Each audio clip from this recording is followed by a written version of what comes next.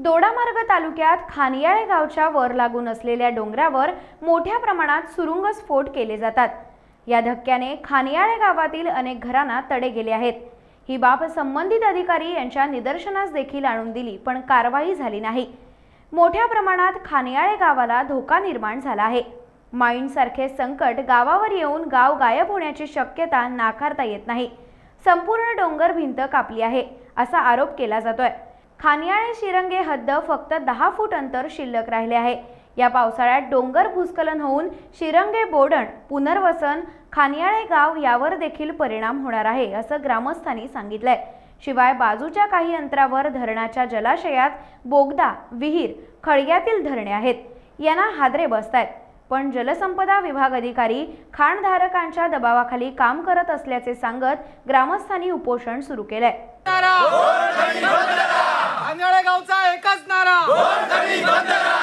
महिन्यापूर्वी आम्ही प्रशासनाला या उपोषणाबद्दल आम्ही नोटीस दिली होती की आम्हाला ही जर गौण खनिज जे आहे ते जर नाही बंद केलं तर आम्हाला उपोषणासारखा मार्ग अवलंबावा लागेल।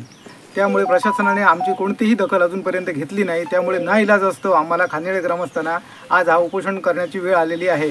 याला पूर्ण कारणीभूत येथील स्थानिक प्रशासनच आहे आणि ते पूर्ण गौण खनिजांच्या मार्फत ते ज्या चुकीच्या जे मार्गाने गौण खनिज केलं जातं, अनैतिक बाजूने ते गौण खनिज केलेलं आहे आणि जी भिंत आहे आमची खानियाळे गावची ती पूर्णतः पोखरून काढण्याचं काम हे सध्या करत आहेत। आणि ही जर पूर्ण पोखरली तर धरणाचं पाणी पूर्ण आमच्या गावात येऊन गावामध्ये पूर्ण आमचं गाव नष्ट होण्याची स्थिती आता निर्माण झालेली आहे। त्याच्यामुळे आम्हाला पर्याय नाही। त्याच्यामुळे लास्ट म्हणून आम्ही हे उपोषणाचा मार्ग पत्करलेला आहे। रिंग रोडला लागूनच हे उत्खनन केलं जातं।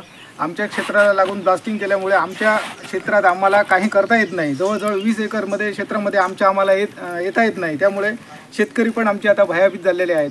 त्यामुळे आणि प्राणी सगळे आमच्या गावामध्ये येतात। इथं मोठे मोठे ब्लास्ट केले जातात, त्यामुळे सगळे प्राणी येतात व आमच्या शेतीचं अतोनात नुकसान करतात। त्याच्यामुळे थोड्या लोकांनी आता शेती करणं पण सोडून दिलेले आहे। वीज निर्मिती केंद्र जवळ आहे, एक 300-400 मीटरवर वीज निर्मिती केंद्र आहे। कोट्यावधी रुपये खर्च करून शासनाने हा वीज निर्मिती प्रकल्प चालू केला आहे, पण ह्या स्थानिक इकडच्या आमच्या हे खाण मालक आहेत ते पण त्याचा विचार करत नाही आणि प्रशासनावर पण त्यांचा काही ताबा नाही। आणि ओव्हरलोडच्या गाड्या ह्या दिवस रात्र चालू असतात, त्यामुळे आमच्या रस्त्याचा पूर्ण सत्यानाश झालेला आहे। डोंगराची मागणी आमची आहे आणि आम्ही आमच्या मागणीवरती ठाम आहे। जोपर्यंत आम्हाला कलेक्टर मार्फत ते लिहून देत नाहीत की उद्यापासून आम्ही खाण बंद करतो, तोपर्यंत आमचं हे उपोषण चालूच राहणार। आमचा कायमस्वरूपी खाणी ह्या बंद व्हायला पाहिजेत, ही आमची मागणी आहे।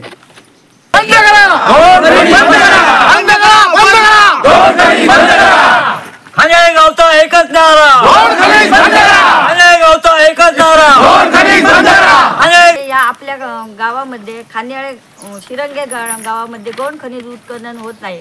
त्याचा या खानियाळे गावाला खूप त्रास होत आहे। घरांना पण या मोठे मोठे ब्लास्टिंग केल्यामुळे घरांना पण भेगा पडल्या आहे आणि जे हे उत्खनन करून ट्रक घेऊन जातात ना, ते एकदम किती 10-12, 12-12, 13-13 एकदम जातात। एकाच साईडमधून जातं, एकाच वेळी जसं कसं याच्यामध्ये खनिज उत्खनन केलं जातं बघा, तसंच एका मागून एक येत आणि जाणाऱ्या लोकांना पण वाट भेटत नाही आणि त्या ट्रकामुळे जाणाऱ्याला सुद्धा असं होतं, पडायला होतं वाऱ्याने, एवढं जोराने नेतात ते ट्रक। आणि ह्या दगड उत्खननामुळे आपल्या गावाला खरोखरच खूपच त्रास होत आहे। तेव्हाही जोपर्यंत प्रशासन आपल्याला ही लेखी स्वरूपात देत नाही तोपर्यंत आम्ही याच्यातून उठणार नाही, उपोषणातून उठणार नाही। सहकार्याने या ठिकाणी आम्ही खानियाळे गावचे ग्रामस्थ साखळी उपोषणाच्या माध्यमातून जे खनिज काम शिरंगे मूळ गावामध्ये चालू आहे ते आमच्या गावच्या खानियाळे गावच्या सीमेलगतच आहे आणि खानियाळे गावची सीमा जी आहे आणि या ठिकाणी असणारा जो आमचा सह्याद्रीचा हा डोंगर जो आहे, या डोंगराचा अर्धा भाग जवळजवळ त्यांनी नुकसान करून टाकलेला आहे आणि अर्धा भाग गेल्यामुळे उद्या सकाळी कोयनासारख्या प्रकल्पामधून जे नवीन धबधबे निर्माण झाले तसे खानियाळे गावामध्ये धबधबे निर्माण होणार आणि त्या धरणाचं पाणी जे आहे हे गावात शिरण्याची दाट शक्यता आहे। त्यामुळे हे गौण खनिज जे आहे हे शक्यतो बंद करावं. गेली 4-5 वर्ष आमचे ग्रामस्थ असे म्हणतात की आपण बुवा बंद करूया.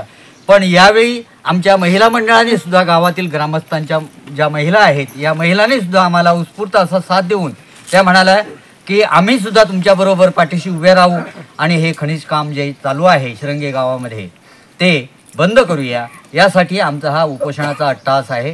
त्याचबरोबर आमच्या गावातून जो रस्ता बेडशी बाजारपेठेला मिळाला जातो तो रस्ता जो आहे हा रस्ता साध्या पादचाऱ्यांना सुद्धा चालता येण्यास योग्य नाही आणि अशी कंडिशन आल्यामुळे शाळेतील मुलं, आजारी माणसं आणि नोकर चाकर जे आहेत गावातून जाणारे परराज्यामध्ये म्हणजे गोव्यासारख्या ठिकाणी त्यांनासुद्धा नुकसान होत आहे. रानटी जनावरे गावामध्ये धुमाकूळ घालत आहेत, त्यामुळे पिकांचं नुकसान होत आहे. पर्यावरणामुळे बागायती ह्या नापीक झालेल्या आहेत. यामुळे आम्ही हा उपोषणास बसण्याचा मार्ग अवलंबलेला आहे आणि हा मार्ग आमचा जो आहे उपोषणाचा जोपर्यंत आम्हाला ठाम निर्णय भेटत नाही शासनाकडून तोपर्यंत आम्ही या उपोषणातून उठणार नाही अशी आम्ही ग्रामस्थांच्या वतीनं तुम्हाला माहिती देतो.